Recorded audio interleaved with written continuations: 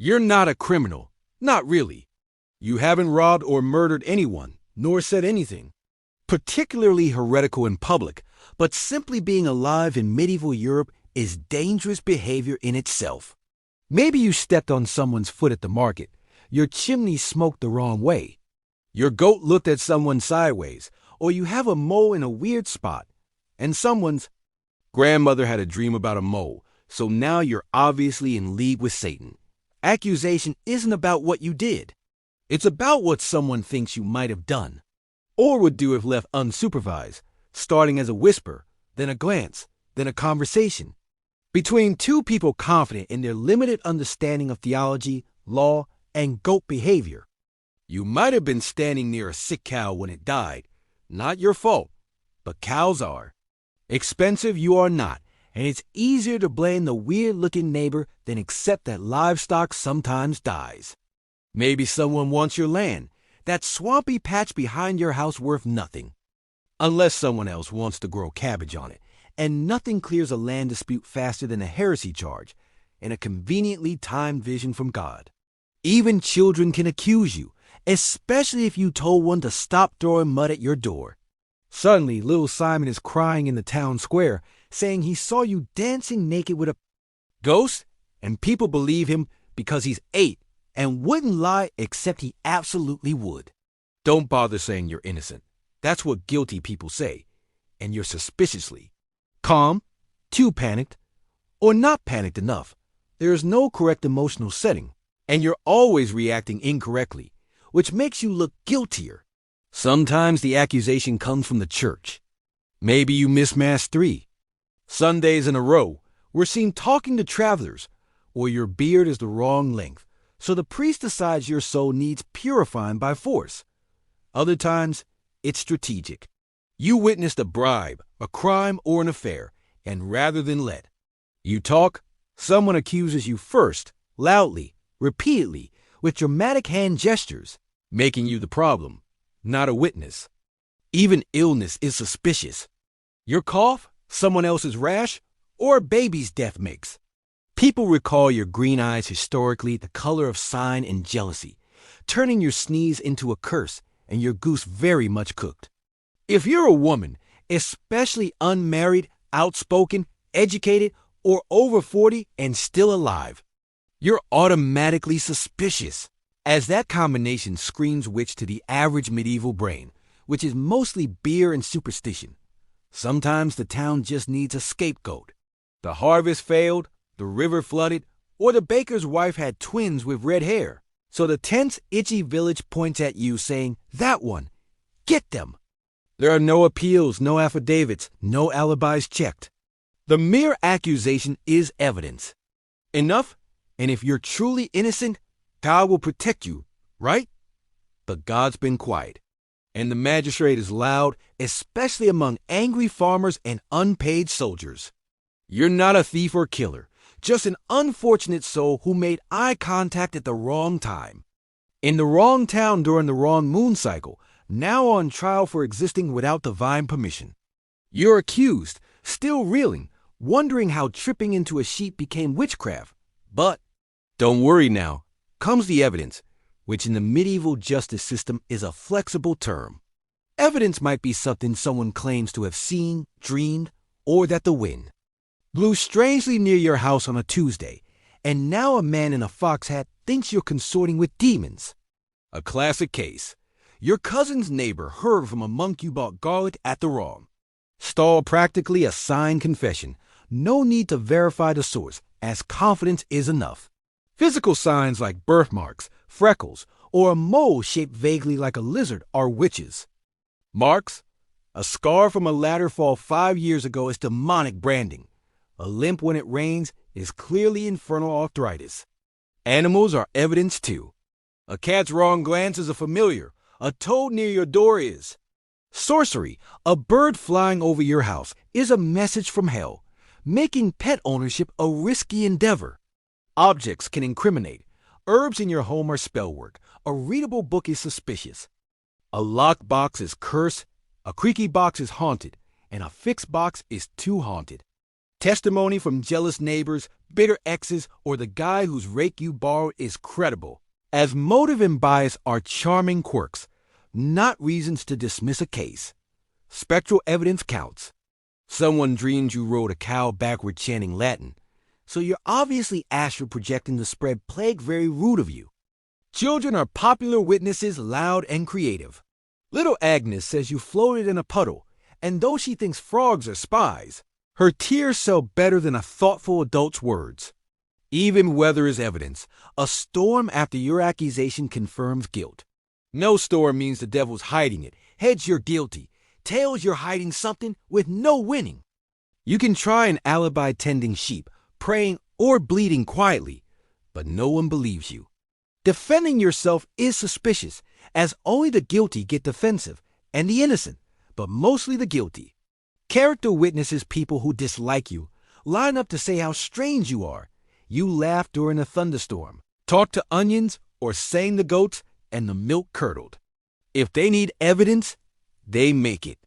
Confessions are encouraged, items discovered, marks noticed. The system works efficiently when truth is optional and fear mandatory.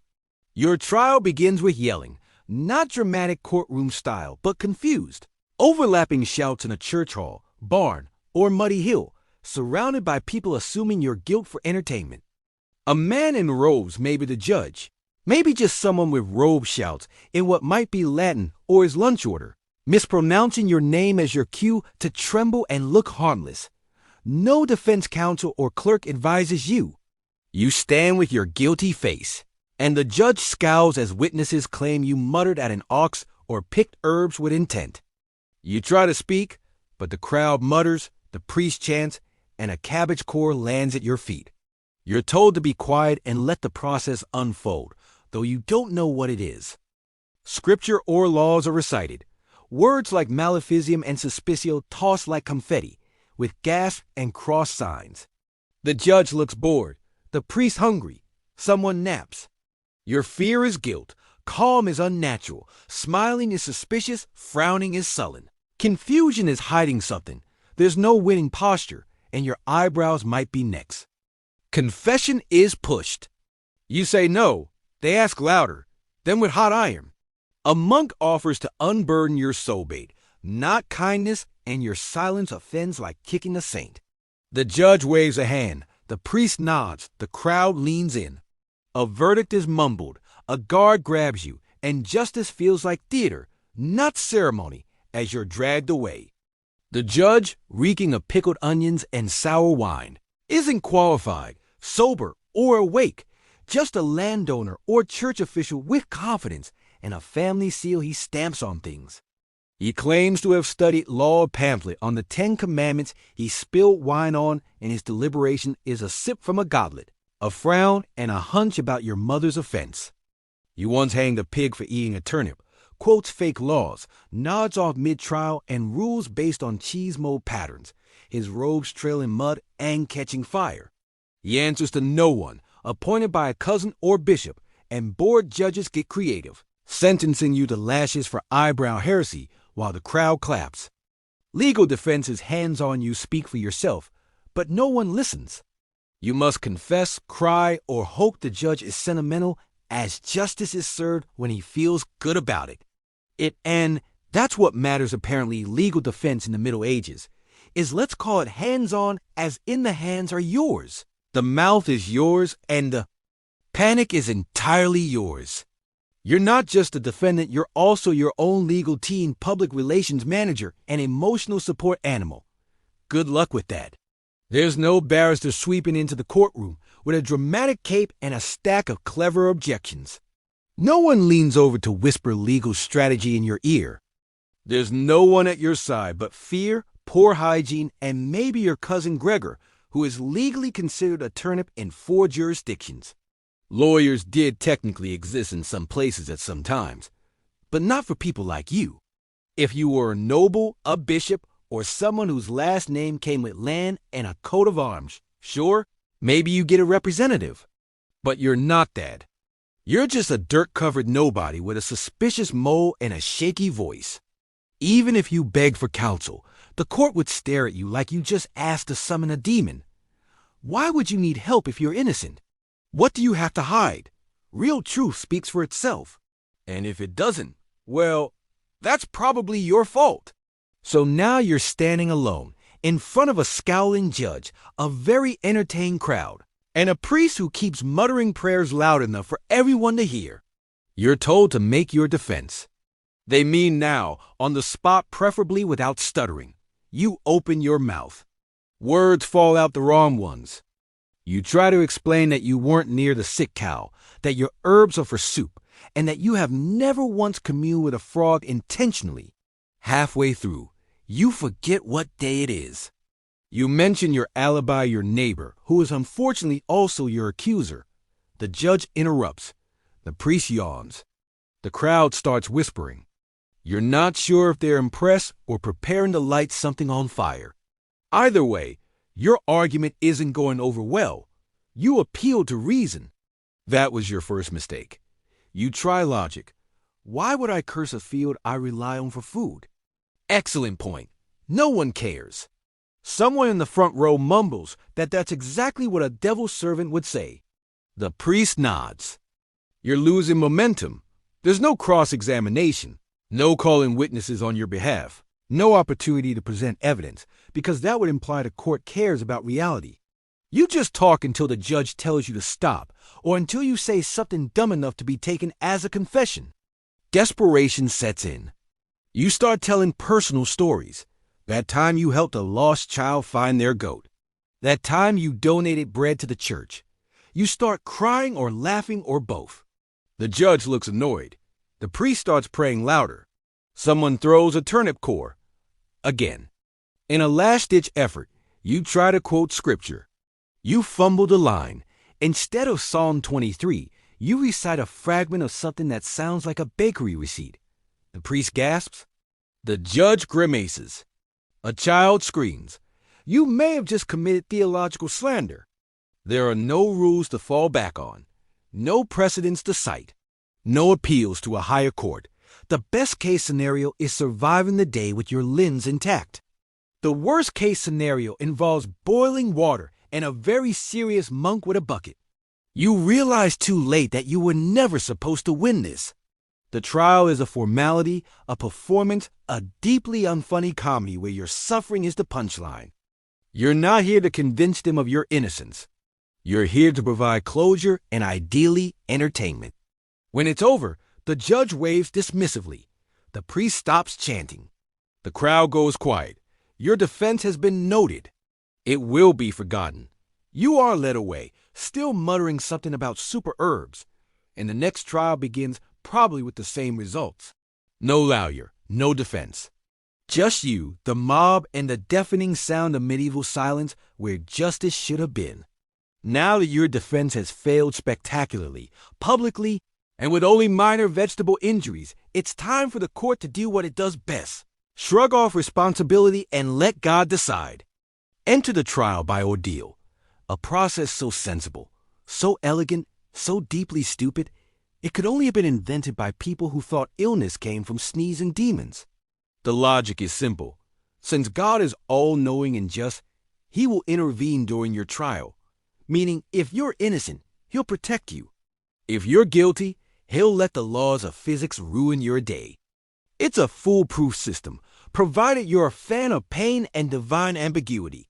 One of the most popular ordeals, the hot iron. You're handed a red-hot chunk of metal. Not for long, just long enough to cook your skin. Then your hand is wrapped up for a few days. If it heals cleanly, you're innocent. If it festers, you're guilty. Also, if you scream too much, flinch, or faint, still guilty. God doesn't like cowards, apparently. Another crowd pleaser. Trial by water. You're tied up and dropped into a river. If you sin, congratulations, you're innocent. Also, possibly dead. If you float, that means you've been rejected by the purifying waters of God and are thus guilty. So you drown. Good? You survive? Evil dot, it's less a trial, more a soggy lose-lose situation with enthusiastic audience. Witch suspects get the bonus version. It's called swimming the witch dot, same thing, but with more shouting and a stronger rope. Women were especially vulnerable here. If they floated, it meant they had unnatural buoyancy witchcraft. If they sank, well, tough luck, Agnes. Guess God just needed a new choir member. There's also the boiling water ordeal.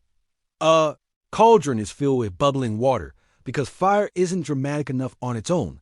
A stone or ring is tossed in. You, the accused, are asked to plunge your hand in and retrieve it.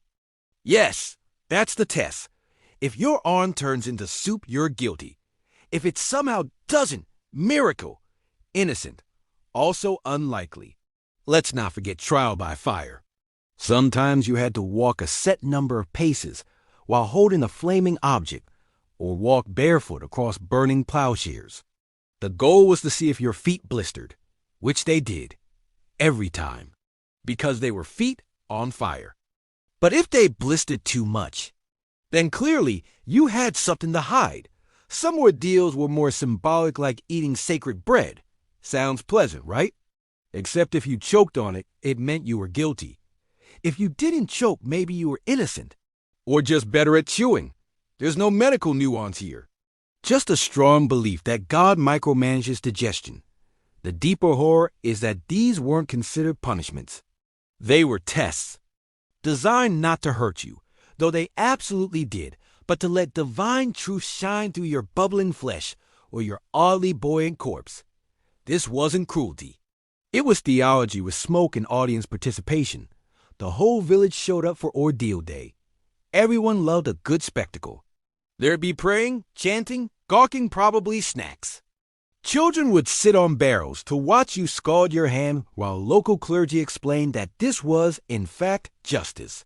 The entertainment value was high. The acquittal rate was low. Sometimes you were given a choice, ordeal or confession, which is like choosing between getting stabbed in the gut or punched in the throat. Confession usually meant a lesser punishment, like imprisonment or branding, but also meant admitting guilt you didn't have. The ordeal, meanwhile, gave you a shot at proving your innocence by being violently assaulted by kitchen implements. If you survived, people would nod gravely.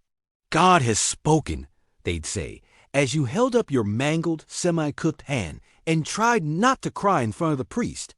You'd still probably be fined, exiled, or stared at weirdly forever. But hey, not dead. So that's a win. If you failed the ordeal, meaning if you reacted like a human being to boiling metal or drowning, then the verdict was clear. Guilty. The crowd would mutter things about justice and divine will as they slowly gathered rope or firewood or sharpened something ominously. Church officials would sometimes try to moderate this process, especially later in the medieval period, but not by much. They didn't eliminate ordeals, they just made them more orderly. Which is to say, the water was blessed, the iron was weighed, and the screaming was better documented. Eventually, ordeals started falling out of favor, but only because courts found more efficient ways to ruin your life.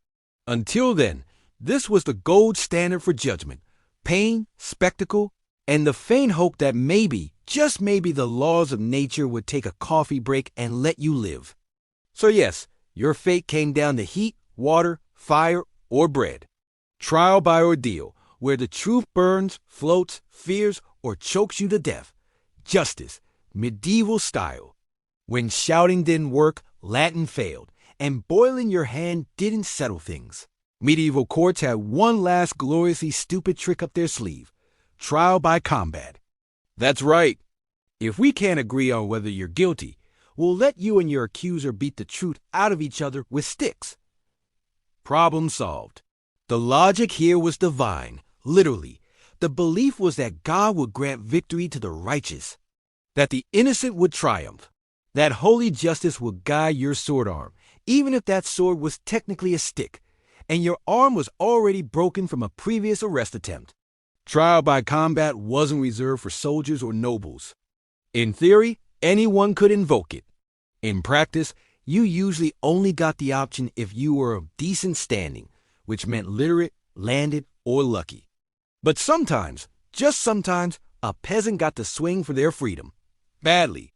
If you were accused and insisted on your right to trial by combat, the court would nod solemnly. Then they match you against your accuser. If that accuser happened to be a knight in full-plate mail with a lifetime of sword training, well, sucks to be you. But fairness isn't part of the equation. You got a weapon, not necessarily a good one. If you were lucky, a club or a sword. If not, something more symbolic, a wooden pole, a farming tool, maybe a rock on a rope. Meanwhile, your opponent arrived wearing armor worth more than your entire village and holding a weapon that probably had a name and backstory. The fight took place in a pit field, or sometimes a hastily fenced square surrounded by yelling townsfolk and mildly interested clergy. You'd be expected to fight until one of three things happened.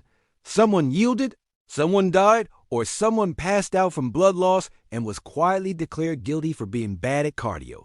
There were rules, of course. Most of them ignored no hitting after a yield, no foreign weapons, no biting, no attacks once someone was on the ground. But rules, in this context, meant suggestions. Judges rarely intervened unless someone died too quickly. The spectacle had to last at least until lunch. If you lost, your guilt was confirmed immediately. No appeals. The moment your face hit the mud and your lungs stopped working properly, everyone agreed the matter was settled. You were guilty, and if you weren't already dead, you'd be executed shortly afterward. Clean, efficient, horrifying, and if you won, that meant you were innocent somehow. Never mind that you just caved in another man's head with a hammer. Justice had spoken. You walked free, probably limping, possibly bleeding, but free. Until the next accusation, at least. Some people hired champions to fight on their behalf. This was considered legal, logical, even. If you couldn't fight because of age, injury, or an unfortunate lack of limbs, you could nominate someone else to do your dying for you. They didn't have to believe in your innocence, just in your coin purse. Champions were a gamble. Some were honorable professionals. Others were drunk or bought off or confused about which side they were on. Still, better to pay someone who knows how to swing a sword than to try it yourself with a spoon and a dream. Trial by combat wasn't always deadly. Sometimes it ended with one party screaming for mercy and the other standing over them panting and dramatic. The judge would declare a victor. The crowd would cheer or boo, and both parties would leave with at least one new concussion. But even if you won, the trauma lingered. You didn't win your case. You just survived it. And everyone in town watched. They saw you fight. They saw you bleed. They saw you almost die over a stolen goose or a misheard insult in the tavern. Justice wasn't just blind. It was bloodthirsty. Eventually, the practice fell out of favor. People realized that maybe trial by brawl wasn't the pinnacle of fairness. But for centuries, it persisted, a legal system that treated truth like a bar fight with fancier robes. So next time someone tells you they long for the good old days, remind them that those days involved settling court cases with mud, sticks, and a loose interpretation of divine will. Because nothing says due process like trying to dodge a sword while yelling, "I didn't do it." At some point during your trial, perhaps after the ordeal, perhaps after your very public loss in a mud pit sword fight, the court might decide that you're still not being cooperative enough. Maybe you're denying the charges a little too emphatically. Maybe you won't name accomplices. Maybe the priest just doesn't like your haircut. Time for a helpful little push. They call it interrogation. You know, with ropes and fire and a few implements that look like someone dared a blacksmith to make a chair out of nightmares. It's not about punishment. Not yet. It's about clarifying the truth, which is a nice way of saying, we're going to make you scream until you agree with us. First, you're informed that you don't have to be tortured. All you have to do is confess. Just say the words. Admit to the crime. Any crime. They're not picky. They'll let you stop whenever you want, assuming your mouth still works and you're not currently unconscious from shoulder dislocation.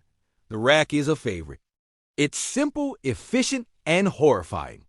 You're tied down and slowly stretched, inch by agonizing inch, until your joints pop, your limbs extend unnaturally, and your back starts asking hard questions about your life choices. You won't break immediately. That's the whole point. You're supposed to stew in it, then there's the strappato. Hands tied behind your back, you're hoisted into the air by a rope, and then suddenly dropped. Not all the way, just enough to violently wrench your arms upward behind you. It doesn't break bones. It just tears everything that keeps them in the right place. Sometimes they prefer heat, a candle under your feet, a red-hot poker waved near your face, a branding iron pressed gently, or not so gently, to your leg. They tell you it's symbolic. You're being purified. You're not. You're being grilled like a slightly guilty ham. Thumb screws offer a more delicate experience. Your fingers or toes are placed between iron plates and cranked tight. It starts as discomfort, then pain, then a sound you didn't know your body could make. Some people confess after a minute. Others last longer. Everyone ends up with hands that don't work properly anymore. Water torture is surprisingly popular. It's not the modern kind. This version includes forced consumption. Gallons and gallons poured down your throat with a funnel until your stomach feels like a barrel about to burst. You can't breathe. You can't scream. You just gurgle and hope someone drops the cup. The iron boot is reserved for special cases. A metal casing is clamped around your leg. Then they start hammering wedges into it, one by one, crushing bone and tissue with every strike. You confess by the fourth wedge. If you don't, you probably can't speak anymore anyway. Or they go the psychological route. Isolation in darkness, sleep deprivation. Being forced to listen to a monk chant at you for 12 straight hours while waving a dead chicken. That one's rare. But it happened. And yes, people confess to everything afterward, including crimes they couldn't spell. Torture wasn't about guilt or innocence. It was about compliance. And once it started, it didn't stop until someone gave up. Which means the longer you held out, the worse it got. The court called it the pursuit of truth. You called it the pursuit of please just end this. If you confess, the pain stopped. Temporarily, you'd be praised for your cooperation. Maybe given a sip of wine, then sentenced anyway. After all, confession confirmed your guilt. If you didn't confess, well, clearly the devil gave you strength. So execution it is. Some people confess just to make it in. Others confess things that weren't true, name names that didn't exist, or admitted to flying on broomsticks just because the priest said it would help. It didn't help. It never helped. But screaming for 5 hours does strange things to your decision-making skills. And just to be clear, this was all legal, official, blessed by church and crown alike.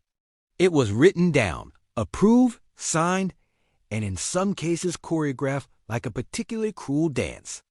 No one stopped to ask if it worked. They just nodded along as someone passed around the branding tongs. You were never meant to win. Torture wasn't about revealing the truth. It was about proving that they could make you say whatever they wanted. And once you did, they wrote it down in shaky ink, stamped it with the judge's seal, and called the matter settled. So if you ever find yourself thinking medieval justice wasn't that bad, just imagine holding a glowing iron bar while a man in robes asks whether your cow was in league with Satan. Because if the crime didn't break you, the interrogation would. Once the trial's over or paused, or spiraled completely off the rails into burning pokers and aggressive theology, you're taken somewhere to wait. This somewhere is the dungeon. Not a metaphorical dungeon, a literal one. Cold stone, iron bars. Despair so thick you can chew it. Welcome to your new home. Dungeons aren't prisons in the modern sense. They're not correctional facilities with bunk beds and sad meals.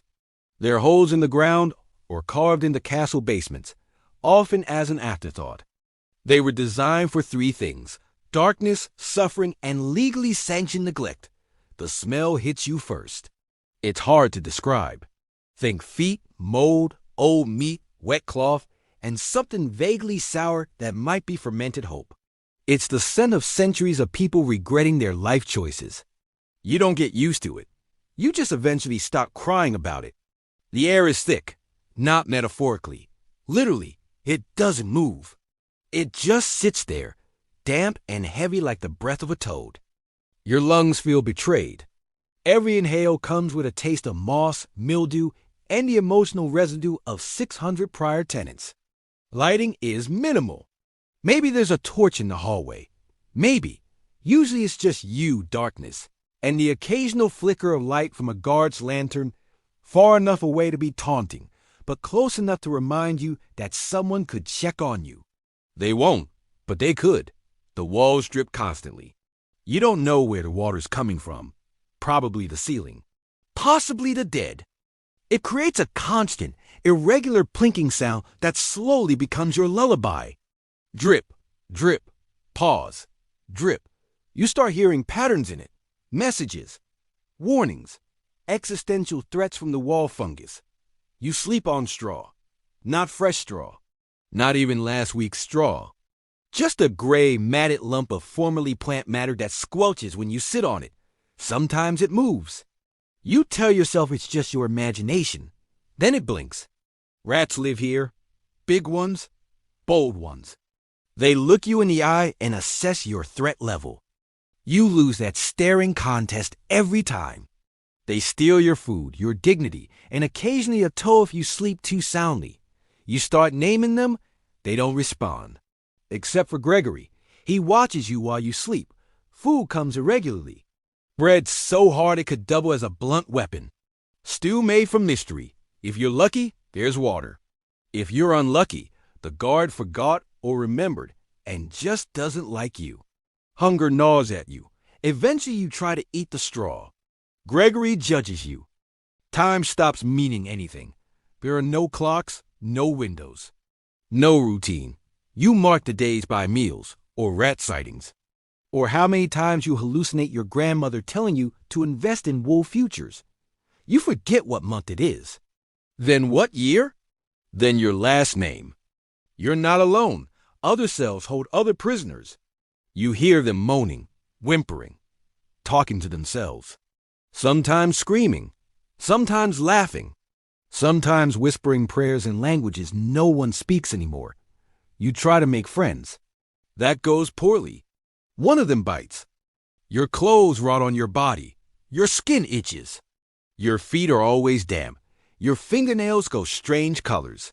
You develop a cough that sounds like a haunted accordion. No one checks. No one cares. You're not a person anymore. You're just part of the dungeon's ambience. Guards visit occasionally. They don't speak. They don't make eye contact. They throw things, sometimes food, sometimes insults. Sometimes they forget to unlock the chamber pot, and you spend the day learning the many flavors of humiliation. You lose track of why you're here. You stop thinking about the trial, the judge, the crime, the goat. All you know is this place. This damp, gnawing, dripping box where hope goes to drown and rats form governments. Eventually someone opens the door, maybe to release you, maybe to execute you, maybe just to toss in another unfortunate soul. It doesn't matter. You no longer flinch. You no longer hope. You just blink at the light, cough once, and welcome the next chapter in your slow-motion collapse. Because the dungeon isn't punishment. It's the waiting room for it. Eventually, the wheels of medieval justice stop grinding long enough to deliver a verdict. And if by some miracle you've escaped execution or extended dungeon rot, congratulations. It's time for punishment, not the quiet kind, not the solitary, reflective kind, the kind that happens outdoors, in front of people, while everyone throws things. Punishment wasn't just about making you suffer. It was about showing people that you suffered. Justice wasn't considered effective unless it came with screaming in a crowd. The pain was part of the message. The spectacle was the main event. You were the entertainment. Let's start with the stocks, a medieval classic. Your hands and head are locked into a wooden frame, and you're left standing, sitting, or awkwardly hunched in the town square for hours, sometimes days. You can't move. You can't scratch. You can't shield your face from the sun, the rain, or the flying cabbage. Because yes, people will throw things, rotten vegetables, mud, animal dung, occasionally coins, but never the helpful kind. Children laugh. Adults scoff. Strangers insult your haircut. There's no real limit to how creative the town can get. Public shaming is a group activity. Then there's the pillory similar to the stocks, but even worse for posture. Your neck and wrists are locked in place, leaving you upright and entirely too available for mockery. Bonus: some towns let citizens walk right up and slap you. Open-handed, politely vicious. Whipping was a fan favorite. Delivered with flair, frequency, and very little concern for your skin's feelings. Sometimes done in the square, sometimes on a cart dragged through town, so everyone got a chance to admire your growing collection of red welts. Think parade, but with more blood. The tool of choice? The Cat O' Tails. A cheerful name for a multi-tailed whip designed to tear skin with maximum efficiency. Each lash cut deeper. After 10, you stop counting. After 20, you stop screaming. After 30, you stop standing. For particularly annoying crimes, say theft, heresy, or looking at the magistrate's wife, you might be branded. A hot iron to the skin, usually on the hand, sometimes the face. A permanent reminder that you've been very naughty and a convenient warning label for everyone else. Ear cropping was also on the menu. Commit the wrong crime. Lose an ear. Commit it again. Lose the other. No anesthesia. No apology. Just someone with a knife and a questionable sense of accuracy. If you were lucky, you passed out. If not, you got to hear the whole thing, one last time. Nose slitting was another charming option, usually for repeat offenders or people who annoyed the wrong person. It was a deeply medieval way of saying, "Don't come back here." Effective, unsanitary, and guaranteed to make your next portrait slightly asymmetrical. And of course, there was flogging at the cart's tail. You'd be tied to a wagon and dragged through the streets, whipped at every corner like a particularly unpopular parade float. The goal was public humiliation and cardiovascular endurance. Most people failed both. Some punishments included tongue removal for slander, or heresy, or just talking too much. It was a one-step solution to free speech problems. You went in with opinions. You came out with a lisp and a lifetime of eating soup. The worst part? None of this was considered cruel. It was normal. Expected. People brought snacks. Children were encouraged to jeer. The community bonded over your blood loss. It was like a medieval trust fall, except instead of falling, you were being whipped in front of your neighbor's goat. Punishments weren't about rehabilitation. No one expected you to learn a lesson. They just wanted you marked, broken, and slightly less able to cause problems. If you cried, weak. If you screamed, guilty. If you stood there silently, bleeding and unblinking, suspicious. Sometimes you were punished just enough to keep you alive and limping, a walking warning sign for the rest of the village. You became a conversation piece, a morality tale, a local landmark with scabs. And when it was done, when your sentence was served, you were released back into the world, sore, scarred, and utterly unemployable, because nothing says, "Welcome home," like trying to reintegrate into society while missing both ears and your dignity.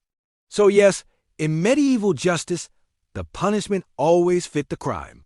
If the crime was existing near someone in power and the punishment was community-organized torment, well, here we are. The trial has failed you. The torture revealed nothing helpful except how loud you can scream. The dungeon gave you mold-based lung diseases and a deep personal relationship with rats. And now, after all that, your sentence has arrived. Death. Public, theatrical, and deeply unhygienic. Execution isn't just punishment, it's entertainment. The townsfolk are buzzing. Children are excited. The baker's offering gallows day discounts on bread shaped like little nooses. You are, for lack of a better term, the main attraction. Everyone wants to see if you cry. Your journey begins with a shuffle out of the dungeon, blinking, sunburned, and smelling like wet despair. You're given a moment to repent. This involves a priest muttering in your general direction while you try not to vomit on your own shoes. The priest assures you that your soul is the real focus. The executioner assures you that your neck is. Speaking of which, meet the executioner dot large. Hooded, smells like iron and meat. You never learn his name. You don't need to. His hobbies include sharpening axes, dramatic pauses, and whistling off-key. Very good at his job. You'd be impressed if he wasn't holding your death in his hands like a melon at market. You're loaded onto a cart and paraded through town, slowly, publicly. Everyone watches. Some throw things. Some pray. Some try to sell snacks. A few shout your name, or at least the name they think is yours. You've become folklore before you've even finished your final lap. The gallows loom in the distance. Big, wooden, foreboding. It creaks ominously, because of course it does. There's a platform, a rope, and a crowd that's way too cheerful for what's about to happen. Kids are sitting on shoulders. Vendors are shouting. It's basically a carnival, except the prize is your corpse. You're helped up the stairs. Your legs barely work. Your brain is foggy. Your mouth is dry. You consider saying something poetic, a final statement, to echo through history. But mostly you manage a wheeze and maybe a curse involving the judge's hat. The crowd loves it. The executioner adjusts the noose like he's fluffing a pillow. He's done this before a lot. You wonder if he's thinking about dinner, or your shoes, or absolutely nothing. He doesn't look at you. That would make it personal. This is just a job. You're just a neck. The rope goes tight. Not tight-tied, just position. You try not to look down. It doesn't help. Someone in the crowd yells something inappropriate. You don't respond. You're trying very hard not to cry, scream, or soil yourself. 2 out of 3 isn't bad. The priest offers you last rites again. You nod, or blink, or twitch. It's enough.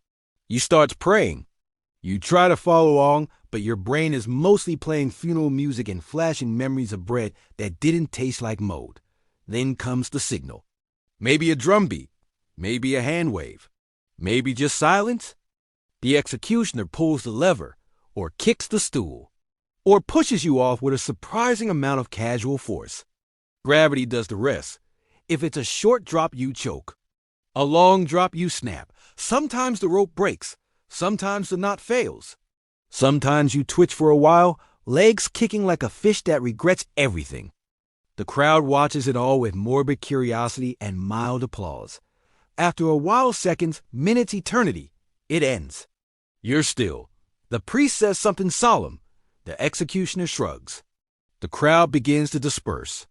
A few stay behind just in case something funny happens.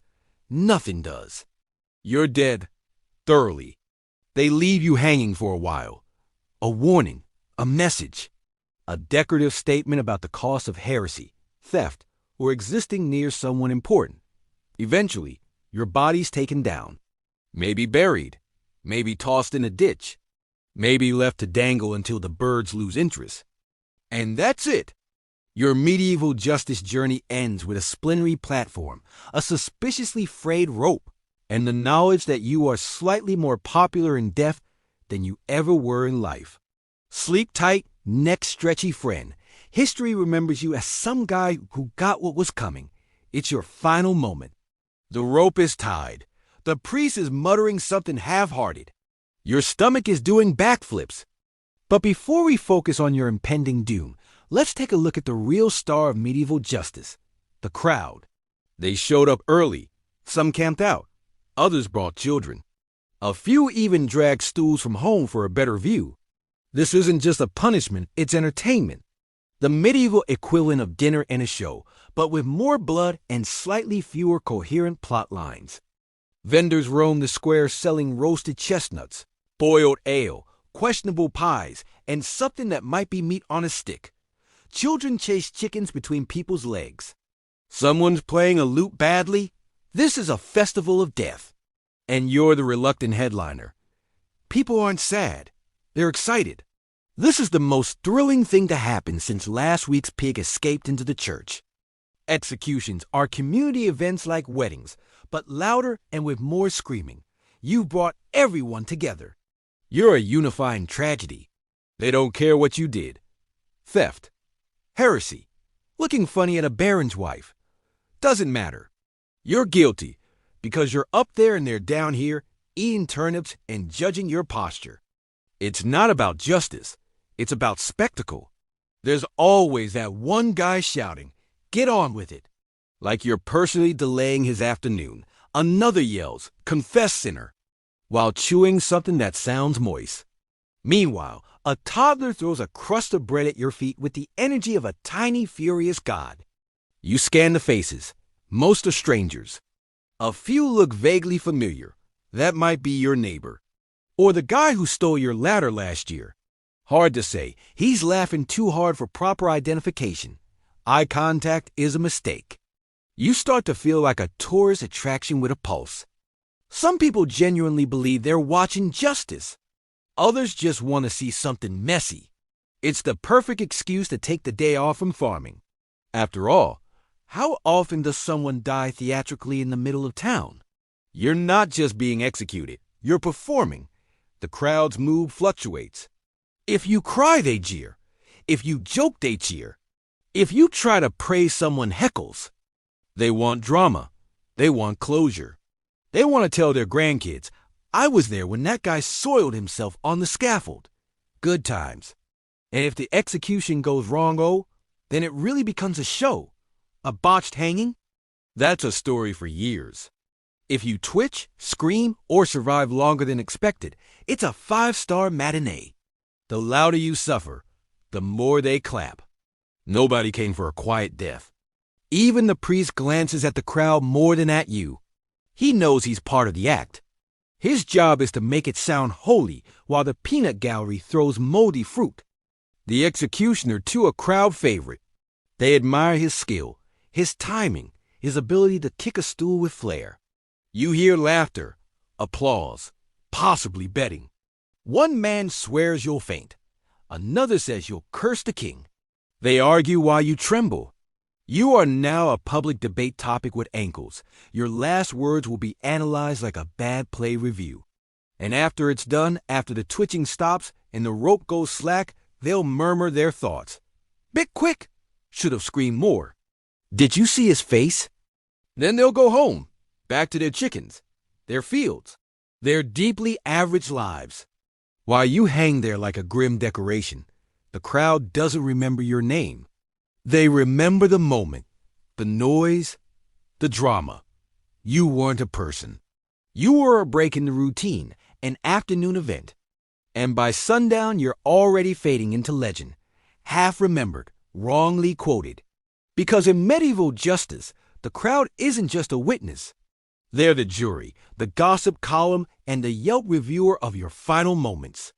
You brought them joy in the most horrifying way possible, and you didn't even get a standing ovation. You're dead now. Congratulations. The rope did its job. The crowd had their fun. The priest gave you a half-hearted blessing while checking the time. Surely, this is the end of your legal troubles. Wrong. You may be dead. But the justice system isn't done with you, not by a long shot. Because in medieval law, being alive wasn't a requirement for punishment. If there was still something to take, they were taking it. Death was no excuse for dodging a good confiscation. Let's start with property. The crown wants it, always has. If you were executed for a serious crime, treason, heresy, theft with flair, your land didn't go to your family. It went to the king, instantly. No paperwork, no probate, no teary-eyed readings of your will. Just a bailiff with a seal and a very smug face. Your clothes confiscated, your home gone, your livestock rounded up. That donkey you loved like a brother? Now munching royal hay somewhere you'll never haunt. Medieval law treated death like a yard sale. Everything must go, especially if it belonged to someone recently executed. And if you had money hidden away, coins under floorboards, jewelry in a wall, that weird gold ring you swallowed during your arrest, tough luck, if they find it, it's forfeited. If they don't, they'll just assume you gave it to a heretic and burn someone else for good measure. But what if your family wants your body back for a burial, a prayer, maybe just a hug? Too bad. Executed criminals weren't always returned. Sometimes they were buried in unmarked graves. Sometimes in consecrated ground, but only if someone powerful intervened. And sometimes they were left out. Literally. Gibbeting was one popular postmortem option. Your body would be placed in a metal cage and hung from a tall pole for days, weeks, months. However long it took for birds, weather, and time to do their thing. You weren't just a warning. You were a decaying billboard for law and order. And if you were really unlucky, they cut off your head and display it on a spike. Tower walls, bridges, castle gates. Gate city entrances, look what happens to criminals. The sign didn't say, because your face. Did the talking sunburn shriveling, judging every passing goose some corpses were even. Dug up after burial. If someone important decided they hadn't been punished enough, that's right. Medieval justice had a sequel. Your bones could be put on trial, exhumed, cursed, or burned. Because if there's one thing the system hates, it's unfinished vengeance. And if you'd been excommunicated or accused of heresy, your soul was considered very much still at risk. The church might deny you burial or require you to be buried face down or outside the cemetery walls just in case you tried to escape purgatory with sass in some cases. Execution wasn't enough. You could be burned after hanging or drawn and quartered before burial just to make extra sure you weren't smuggling any dignity into the afterlife. There were procedures, horrible, messy procedures. Even if you were innocent posthumously, of course you didn't get your stuff back. Your family might get a "we're sorry" scroll, maybe a slightly cleaner grave, but the land, the livestock, the coins already absorbed into the royal stomach. And don't think anonymity will save you if someone remembered your name even years later and decided you committed a crime before you died. Your heirs could be punished.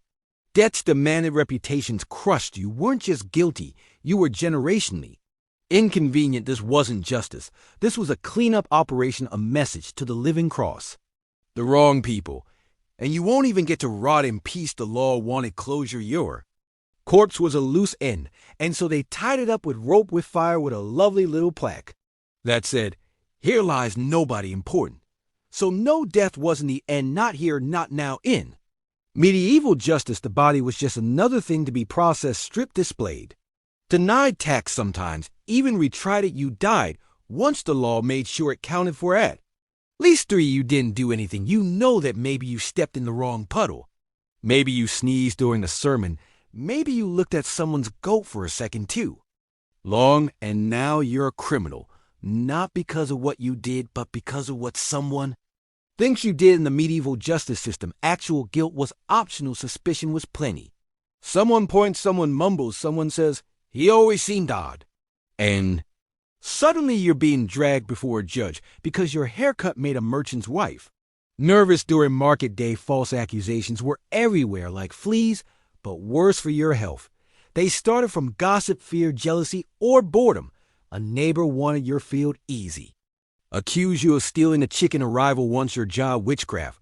Probably that mole on your back. Definitely demonic. The law didn't require proof, just momentum, enough whispers. And you were halfway to prison before you even heard. What you were supposedly guilty of. The accusation was the evidence. The burden of proof sat comfortably on your shoulders. Wearing iron shackles and a very sarcastic smile, being well behaved didn't help. In fact, it made things worse. You were too quiet, too pious. You didn't gossip. You didn't drink. You minded your business, and that was suspicious. No one likes someone with clean hands and no vendettas. That's the behavior of a heretic with something to hide. And once the rumor started, good luck stopping it. Denying only made it worse, of course. He denies it. That's what they do. Crime, manipulative, staying calm, definitely soulless, laughing it off, a sure sign of guilt. There was no winning, only slow losing. Sometimes it wasn't even personal. A priest had a bad dream. A nobleman lost a bet. The stars were in a weird alignment. That's all it took. You were in the wrong place at the wrong time, with the wrong expression. And now you're standing in a courtroom being asked if you can sort with frogs. And if it wasn't frogs, it was Satan or demons or witches or whatever vaguely blasphemous nonsense someone had decided was this season's moral panic. The weirder the accusation, the harder it hit. No one wants to burn a petty thief, but a man who cursed a baby's shadow, that's entertainment. You might try to mount a defense, witnesses, alibis, logic. Good luck. The judge heard the rumors. 2 from the tavern, from his cousin, from a guy who swears you once sneezed without crossing yourself. Besides innocence, wasn't the gold closure was if you were lucky you just got fined. If you were unlucky, they tied you to a post and asked how many devils you spoke with before breakfast. If you were really unlucky, you confessed just to make it stop. And then they hanged you anyway. Justice doesn't like a spoiler. And no, the truth didn't come out later. Or if it did, it came out quietly much too late. You'd already been whipped, branded, exiled, or buried. Someone might say, turns out he didn't do it. Then they'd shrug and go back to arguing over turnips at the market. False accusations weren't accidents. They were tools. Weapons in petty rivalries, political games, church feuds, and the people who wielded them knew exactly what they were doing. They didn't need you to be guilty. They just needed everyone else to believe you might be your best defense. Social invisibility. Be boring. Be forgettable. Don't make waves. Don't own too much land. Don't own too little land. Don't talk too loudly. Don't stare too long at a priest's horse. Try not to stand out. Try not to stand at all. Because in a world where justice is based on volume, fear, and who had the worst day being innocent isn't protection. It's a liability. It makes you smug, defiant, uncooperative. And the courts hate that. So if someone points a finger your way and the crowd starts to murmur and the judge starts sharpening his guilty face, remember blinking suspiciously was your first mistake. Breathing was your second. The third, that'll be whatever you do next. Let's say you're lucky, or rather theoretically lucky. Instead of being dragged before the king's justice or tossed in a ditch by the sheriff, you end up in ecclesiastical court. That's right, you're going to be judged by men of God. Surely this will be more fair, more merciful, more forgiving. Nope.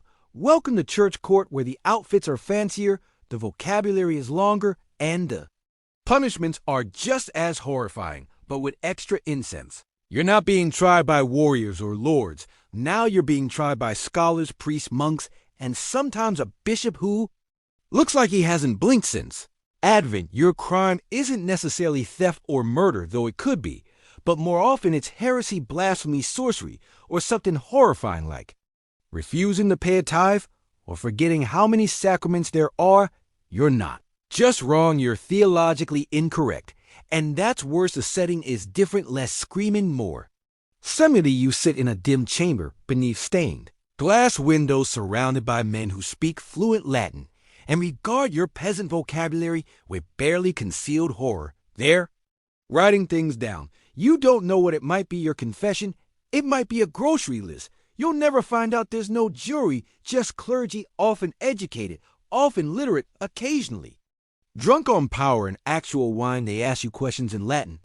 You respond in panic. They frown, nod, and accuse you of speaking suspiciously, like someone who might have once. Read a banned book. Evidence still optional, but now it's moral evidence. You once skipped mass. You're suspicious. You couldn't recite the Lord's Prayer without stuttering clearly in league with the devil. Someone saw you talking to a cat. Well, now it's a familiar, and you're a wizard with poor social skills. If they're feeling merciful, they offer you a chance to confess. You're encouraged to repent, to prostrate yourself, to admit that you've and agree to do penance. Sounds nice, but the penance might be flogging, fasting for weeks, or walking barefoot across 6 towns reciting psalms while people throw cabbage at you. And if you don't confess, if you resist, the church has a solution for that too. It's called the Inquisition. Not the Monty Python kind, the real one with robed men and official permission to torture you in ways that are technically not bloodletting, but absolutely bloodletting. Yes, church. Courts torture people. They weren't supposed to kill you, not directly, but they could stretch you, starve you, burn you, and intimidate you until you said what they wanted. Then they handed you over to the secular courts to be executed. Because God loves a legal loophole. Once you confess, they record your statement in Latin, interpreted by people who may or may not have been paying attention, and that confession becomes your legacy. Not your name, not your good deeds, just that one time you allegedly said something weird about saints and crop failure in heaven. Help you if you're found guilty of heresy. That wasn't just frowned upon, it was existential treason. You weren't just wrong, you were dragging souls toward damnation. That's how they saw it, and that's why they tied you to a stake. and set you on fire to save you, you could appeal in theory, but appeals went to Rome. And Rome took its sweet time. You might be dead before your parchment even made it past the Alps. Even if it did, the response was usually just a slightly fancier Latin letter saying, "Yeah, burn him." Even priests weren't safe. Say the wrong thing in a sermon, misquote scripture, or just look like you're enjoying life too much. Boom, heresy investigation. Enjoy being interrogated by your own co-workers. It's like being audited by God. But meaner, and don't expect a proper burial. If you're condemned, the church might excommunicate your corpse, deny you rights, burn your remains, or scatter your ashes somewhere inconvenient, like over a cesspit. Symbolism was important. So as petty vengeance in the in-church courts weren't about truth. They were about control, about reinforcing doctrine, about reminding everyone that salvation had rules, and those rules were enforced by men who wore robes and took poor Latin grammar as a personal insult. So yes, you might avoid the sword, you might avoid the dungeon, but in the hands of church justice, your punishment comes wrapped in scripture, stamped with holy wax, and delivered by a man who truly believes that fire cleanses the soul, and he's got the matches ready. Let's talk about fairness, or rather the complete medieval absence of it, because while justice technically applied to everyone, what it actually meant depended heavily on what kind of shoes you wore. Leather boots with embroidery, congratulations, you're above the law. Barefoot with frostbite, hope you like amputation. If you were a noble and you committed a crime, the punishment was usually a fine or warning, or a strongly worded letter written in cursive Latin and sealed with a dramatic blob of wax. Sometimes you were told to go on pilgrimage, which is fancy talk for take a vacation and think about what you did. But if you were a peasant and you stole a loaf of bread, you might get whipped, branded, pilloried, or executed, depending on the mood of the judge and how recently someone important had stubbed their toe. The law wasn't blind. It was just really good at squinting at bank statements. A noble could commit murder and still walk away with their lands intact, and a small fee paid to the victim's family. A peasant could accidentally insult a goat and find themselves hanging upside down in a cage next to a sign that read blasphemer. Both crimes apparently just very differently priced. This wasn't a bug in the system. It was the system. Laws were written by nobles for nobles and interpreted by other nobles who shared cousins' debts and dinner invitations. Meanwhile, peasants were treated like mildly intelligent livestock with occasional tax-paying abilities. Even the courts were different. Nobles were tried in manorial or ecclesiastical courts, where everyone wore velvet and pretended to care about due process. Peasants hauled into town square, judged by someone who once failed out of preschool, and sentenced between lunch and sheep shearing. Punishments for nobles tended to be symbolic: a day in confinement, a public apology, a fine of 20 gold coins, which they found in their second-best wine drawer. Peasant punishments were practical, meaning painful, visible, and frequently sticky. Did a noble commit treason, they might be allowed to shave their head, wear a robe, and retreat to a monastery for a decade of sulky prayer. Did a peasant do the same? No robe, no monastery, just a one-way ticket to flying, hanging, or being slowly roasted over a public fire for educational purposes. Even tax laws played favorites. Nobles could bribe, delay, or flat out ignore their debts. Peasants paid in chicken's labor. An increasingly desperate size. Miss a payment, you lose your cow or your house or your spine, depending on how violent the local bay felt that day. Noble families had heraldry lawyers, and cousins in the clergy. You had blisters, a fear of Latin, and maybe a rusty knife. You used to cut turnips and defend your honor. Guess which side the court believed when there was a land dispute. And don't think the church was on your side either. Nobles funded chapels, sponsored pilgrimages, and occasionally donated a second. Sons of the priesthood, you forgot to tithe one time and got called demon-kin by a monk with coffee breath and a grudge. Sometimes nobles got away with crimes so blatant that they became local legends. Remember when Lord Evergilt pushed a friar down a well and blamed it on wind peasants? Just nodded and hoped they wouldn't be next. Meanwhile, your cousin sneezes during a procession and ends up in the stocks with witch painted on his forehead. If a noble was punished harshly, it was usually because they angered another noble, not because of the crime, but because the embarrassment reputation was currency, you didn't get punished for hurting people, you got punished for making powerful people look bad. The logic was simple: peasants were disposable. There were always more of them. Nobles were rare, valuable, and prone to marrying their own cousins, which apparently made them special, so the law protected them like precious, violent, inbred teacups. So yes, justice technically existed in the Middle Ages, but it wore furlin robes, drank imported wine, and only took bribes in denominations of cattle or silk for everyone else. Justice was a boot to the ribs and a stern reminder to know your place, and your place definitely not in court with rights. If you thought medieval justice was bad, let's narrow the lens a little. Let's talk about what happened if you were a woman. Spoiler, it didn't get better. It got weirder, crueler, and much more flammable. Women in the Middle Ages had a unique legal status, somewhere between property and public menace. You could be judged not just for what you did, but for how you looked, what you said, or whether someone's goat got sick after you walked past it. Accused of witchcraft, of course, you were all it took was a suspicious neighbor, a bad harvest, or a mole in the wrong spot.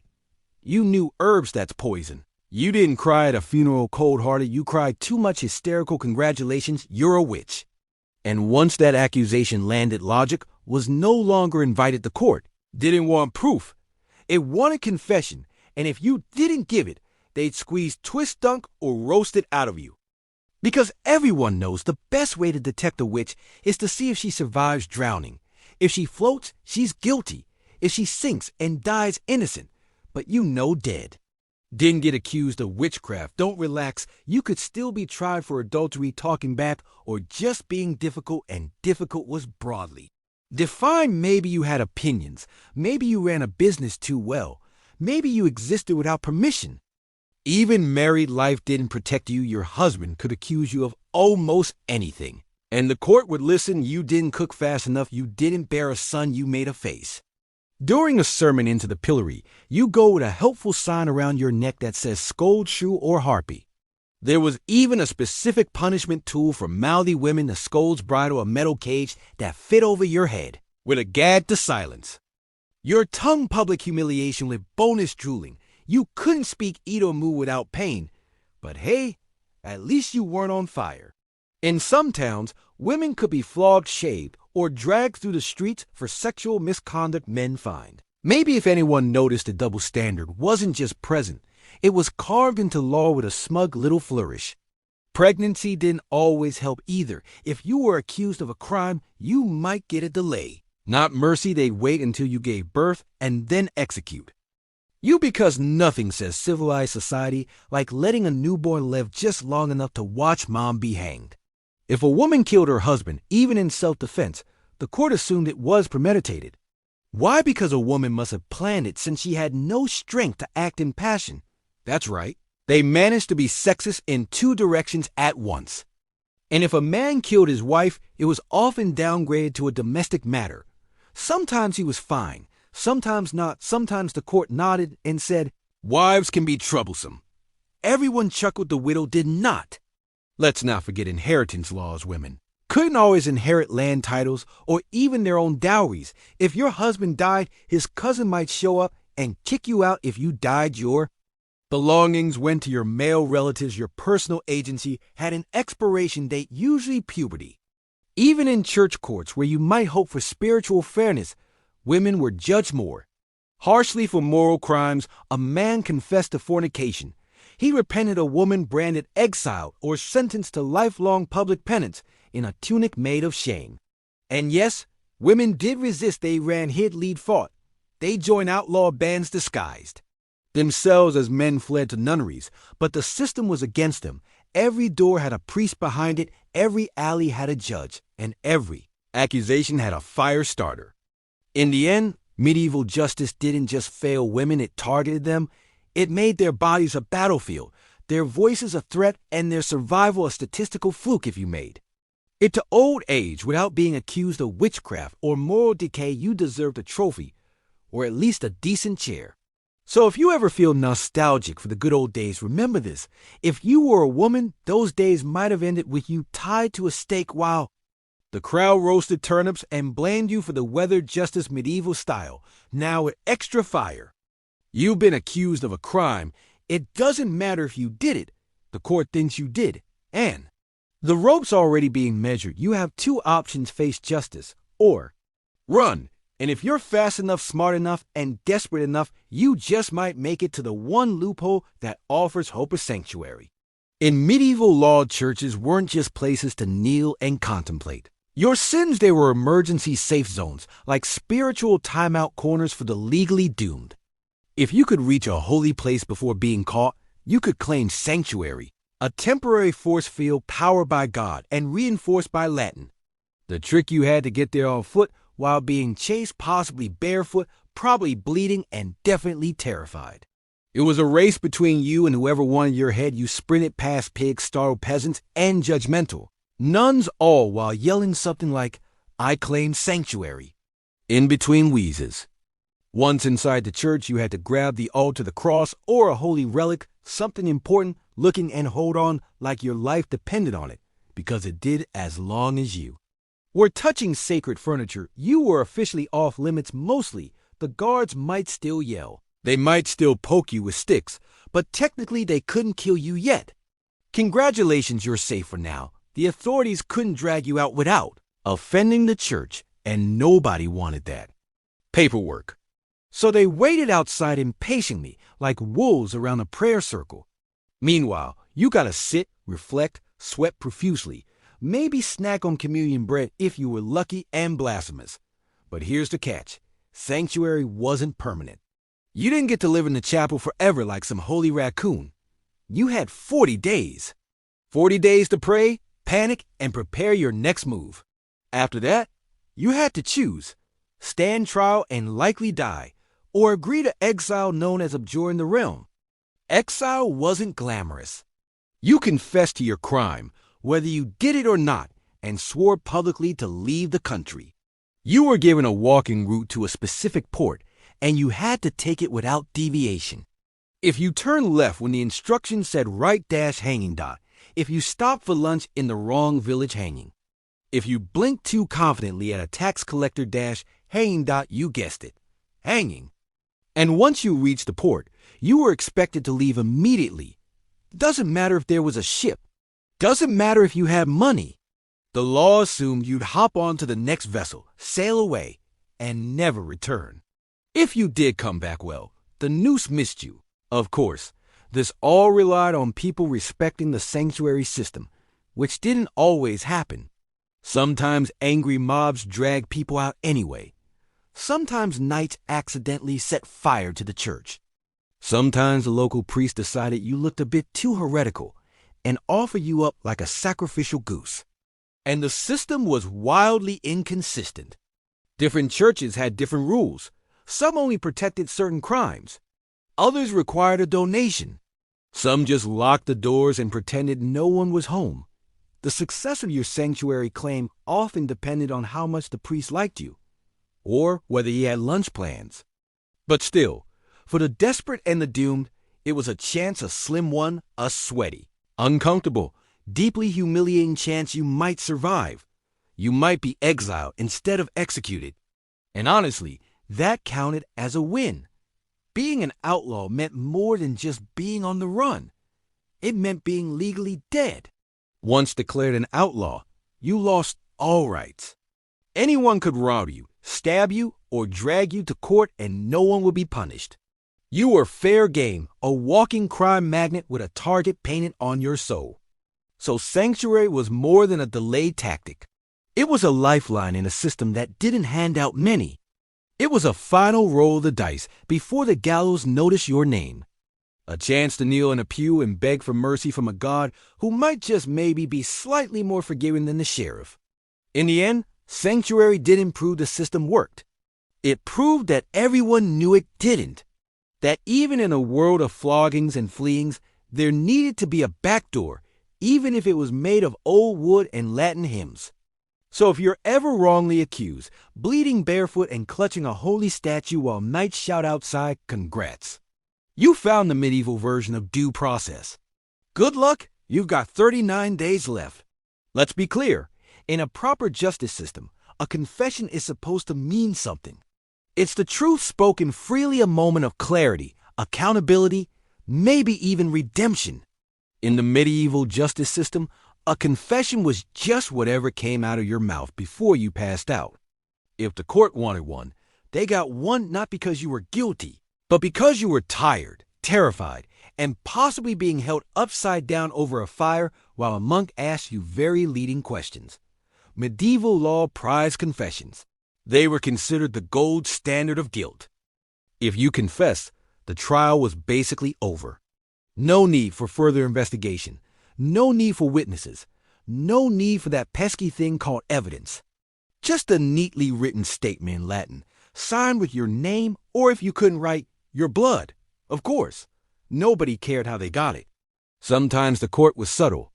They'd isolate you, deprive you of food, keep you awake, surround you with priests who asked the same question over and over until you forgot what words meant. After a few days of that, you confessed to anything just to see sunlight again. Other times, they skipped the subtlety and went straight to enhanced interrogation. That's a fancy way of saying torture. You'd be racked, crushed, burned, dunked, or stabbed until your body screamed louder than your mouth. And once your mouth joined in, they'd call it justice. Confess to a crime you didn't commit. That's your problem. The court wasn't interested in regrets. Once it was written down and read aloud by a clerk who pronounced your name wrong, it became gospel. And if you later said, "Wait, I was in a lot of pain and possibly missing a kneecap when I said that," the court would nod sagely and say, "Then it must have been sincere. Sometimes you weren't tortured. Sometimes you were just tricked, promised leniency, promised food, promised you could clear your name if you just told the truth." Which is hilarious because the truth usually meant whatever story made the judge stop sighing. And let's not forget group confessions. One guy breaks under pressure. He names names. Those people are brought in, they break, they name more names. Before long, the whole village is allegedly in a pagan cult led by a goat named Jeremy. And it all started because someone coughed weird at Mass. Were there false confessions? Absolutely. So many that historians now treat most medieval court records with the same skepticism reserved for treasure maps drawn in crayon. Entire trials were built on nonsense. A woman said she rode a broom. A man said he turned into a wolf. A baker said he flew. No one asked why. They just said that tracks. If you were lucky, your confession came early and without torture. If you were unlucky, they got creative. Hot coals, thumb screws, iron boots, the pair of anguish. Look it up or don't. It's worse than it sounds. All designed to help you find the truth by exploring your pain threshold. Even children weren't safe. Small enough to be intimidated, old enough to be blamed. They confessed under pressure. Parents confessed to protect them. Siblings confessed for revenge. The court wrote it all down like a particularly gruesome bedtime story and said, "Case closed." And if you refused to confess, they just assumed you were guilty anyway. Because why else would you resist? Innocent people had nothing to fear except, everything about this system. Even priests encouraged confession, not spiritual ones, but legal ones. Better to confess and die cleansed than to deny and burn dirty. There's nothing quite like being told to lie so your soul can be honest. And on rare occasions, someone confessed willingly guilt, madness, despair, who knows? But even then, the court would say, "We'd like that in writing." After a little discomfort, just to make sure you really mean it. So yes, confessions were important in medieval justice, not because they were true, but because they were efficient. A confession ended the paperwork, ended the trial, ended you. And once you gave it, they could finally do what the system was built for all along: punish someone. Doesn't really matter who. Nothing says civilized society like turning death into a day out.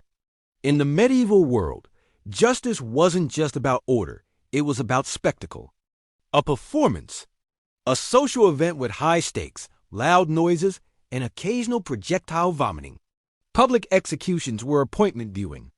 Everyone showed up: the lord, the priest, the guy who sells fried root vegetables, children. Obviously, because what better way to teach them about morality than watching a stranger slowly expire while Dad yells, "He deserves it," through a mouthful of parsnip crisps. These weren't quiet affairs. They were carnivals of cruelty. The accused was dragged into the square, filthy, terrified, sometimes half naked, always regretting their last 12 decisions. The crowd formed early, jockeying for spots with the best view. People saved stumps to stand on. Others climbed rooftops. One guy brought a ladder and sold seats. Vendors love execution day. You could buy beer, snacks, cheap trinkets, and in some towns, souvenirs, tiny wooden gallows dolls of the condemned. I saw the hanging pins. Some places turned it into a festival, complete with music. Imagine being disemboweled while someone plays a cheerful jig on a lute. That's medieval ambience. The executioner, local celebrity, equal parts butcher, judge, and circus act. He had a hood, an axe, and a flair for the dramatic. Sometimes he gave speeches. Sometimes he cracked jokes. Other times, he just raised his blade and let the crowd do the screaming for him. They always oblige. And oh, the crowd, they loved it. They cheered for the swing of the axe. They laughed when someone fainted. They booed if it wasn't bloody enough. Executions weren't about justice. They were about catharsis. All the frustration of peasant life channeled into one poor soul's final gurgle. Some executions came with pre-show entertainment floggings, brandings, or the stocks. Warm-up acts, basically. You could throw fruit, yell insults, or just enjoy the chart of watching a neighbor get what was coming to them, or what someone vaguely claimed was coming to them hanging. Classic. Decapitation. Popular, but tricky sometimes. It took more than one swing. Burning, dramatic, slow. Ideal for heretics. Drawing and quartering, that was premium entertainment. High effort, lots of screaming. Rare enough to make people cancel plans. The church didn't object. In fact, it sometimes helped organize the event. Priests were on hand to bless the dying, sermonize to the crowd, and remind everyone that this was a merciful act. You know, setting someone on fire to cleanse their soul. Very compassionate. Kids grew up watching executions like modern kids grow up watching cartoons. It was normal, expected. You'd nudge your friend and say, "I heard this guy stole a horse." Then you both watch him beg for forgiveness and scream as they lit the kindling under his feet afterwards. You play executioner with sticks in the mud childhood. Some towns advertise executions in advance. Come Thursday, see the butcher of Bramble Lane swing. Crowds traveled in from nearby villages. It was free. It was loud. It was morally educational in the worst possible way. And the condemned, they knew the show was part of the sentence. You didn't just die, you. Performed, some went quietly, some ranted, some sang hymns. One guy famously cursed the mayor, the priest, and the chicken that had startled him earlier that morning. The crowd cheered like it was a farewell tour. Execution served a purpose, they said. Deterrence. "Let this be a lesson," said the man waving a severed head at a crowd of children. "But let's be honest, most people didn't leave resolved to be better. They left thinking, at least it wasn't me." Because the lesson wasn't about right and wrong. It was about fear, about reminding everyone what happens when you question the system, when you steal, when you speak, when you exist to. Loudly so, yes, justice medieval style, less a process, more a performance. With snacks and screaming and just enough blood to stain your memory forever. Don't forget to bring the kids, and there you have it, the medieval justice system in all its blood-soaked. Goat layman glory, a world where trials involved fire guilt was a community sport, and your best legal defense was, please, don't, it wasn't fair, it wasn't kind, it wasn't even coherent, but it was consistent in that everyone eventually screamed.